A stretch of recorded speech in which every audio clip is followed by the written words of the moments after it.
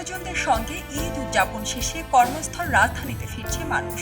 ১৯ June বুধবার ঈদের ছুটি শেষে খুলেছে সরকারি, আধা সরকারি, স্বায়ত্তশাসিত প্রতিষ্ঠানগুলো। ২০ জুন ঢাকার কমলাপুর রেলওয়ে স্টেশনে দেখা যায় বাড়ি থেকে ফেরা কর্মজীবী মানুষদের ভিড়। এর পাশাপাশি লঞ্চগুলোতেও যাত্রীদের ভিড় দেখা গেছে। ১৮ জুন থেকেই ঢাকায় ফিরছে মানুষ।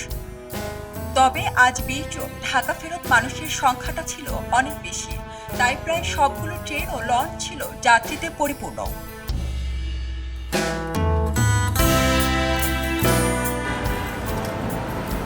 ছুটি শেষে ফাঁকা ঢাকার রাস্তায় আবার বাড়ছে মানুষের চাপ। দোকানগুলো খুলতে শুরু করেছে। তবে ২১-২২ জুন শুক্র শনি সাপ্তাহিক ছুটি হওয়াতে কেউ কেউ কাটাচ্ছেন বাড়তি ছুটি। আবার কেউ ঈদের ছুটির পরে ঢাকায় কর্মস্থলে যোগ দিয়ে হয়তো সাপ্তাহিক ছুটি কাটাতে ফিরবেন বাড়ি। আগামী রোববার থেকে ঢাকা ফেরত মানুষের সংখ্যা থাকবে সবচেয়ে বেশি।